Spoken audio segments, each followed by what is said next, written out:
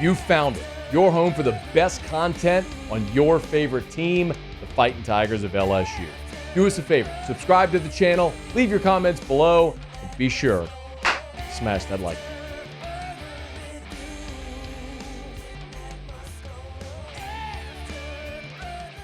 We are just about, 3 weeks away from the draft or 4 weeks away from the draft? Let's see. 1, 2, we're 3 weeks from tomorrow is the draft. I'm fired up about this. And the closer we get, you're starting to hear more and more buzz around Jaden Daniels and Malik Nabers. Now, I want to qualify this, okay? Every year with the draft, there are always plants. There are always stories planted, and you wonder how much of it is smoke and mirrors. How much of stories of teams wanting to trade up or trade back, or a team loving this player, or is it an agent planning a story that teams love this guy? I mean, it's so much of that is just the unknown, and a lot of it is agents, pulling the strings, the puppet strings behind the curtain and creating conversation. And that's their job to do it, and a lot of them are very good at it. But there's a report today over at NFL Network, and it's Cameron Wolfe, who had this to say about Malik Nabers and Marvin Harrison. And talking with teams over the last couple of weeks, it's made clear to me that multiple teams have Malik Nabers as wide receiver 1 on their board. And Marvin Harrison Jr. has been sort of the consensus wide receiver 1 for much of this process, but every team's board is different. And I spoke with an assistant GM at the Pro Day, and he discussed just how they're different flavors. You talk about Harrison and his smoothness, his route running, his pedigree. When you talk about Malik Nabers, I hear the word dog, elite route runner, elite run after catch ability, and you can't miss that 4.35 he ran on that 40-yard dash. And I talked to Malik Nabers' agent, and they raved about how competitive he is. He talks a lot of trash, and you can feel Malik Nabers' energy at his pro day. He told me, "I'm a dog. Stop playing with me. I'm the best wide receiver in this draft." You notice he did say, I talked to Malik Nabers' agent, right? You did hear him say that. And so that is an undeniable part of this. Sometimes it's agents pushing their guys, so you don't know where the narratives come from. Listen, he's right about style. Marvin Harrison, Ohio State listed Marvin Harrison at 6'4", 205.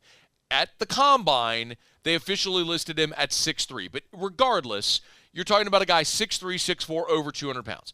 Malik Nabers, 6 foot, 200 pounds. So Harrison has some size on Malik Nabers, but there are two reasons in particular why I could absolutely believe that there are teams that have put Malik Nabers number 1 on their receiver board ahead of Marvin Harrison. I'm not saying definitively Nabers is going to go ahead of Harrison, because ultimately it's whatever team is picking a receiver, who do they covet, right? They're going to be the first 2 receivers off the board, but it really comes down to which team is picking that covers a receiver. Is it Arizona at 4? If so, do they love Nabers or Harris? We'll find out. But the 2 things, number 1, undeniably the production. This year, and yes, you had Brian Thomas on the other side, but Nabers and Thomas are different stylistically. And even though people knew Malik Nabers was getting the ball, Malik Nabers had 89 catches for over 1,500 yards this year at LSU. 89 catches, 1,500 yards. Marvin Harrison, 67 catches for 1,200 yards. An amazing season still on a team that wasn't a great offense, didn't have the Heisman Trophy winning quarterback. So, yes, I could argue that Harrison is still very impressive because he didn't have the elite number 2 opposite him and still had a 1,200-yard season. But Nabers outperformed Marvin Harrison. That is a fact.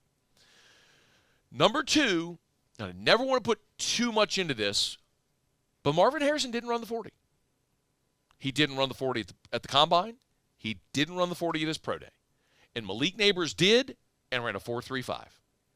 And if you're a team and you're trying to decide between these 2 guys, and one guy says, line it up, let's go, and goes, boom, 4.35, and the other's like, I'm not going to run. Why not? Marvin Harrison's got the pedigree. I mean, his dad's a Hall of Famer. And he's a great receiver in his own right. All of the attributes you want. Size, hands, fluidity, production, it's all there.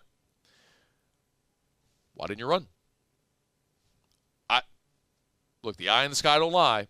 But at the same time, we have seen lesser receivers run really fast times and become first-rounders. I have Darius Hayward-Bay implanted into my brain forever because he went to the combine, blazed a 40 time, and he goes in the first round.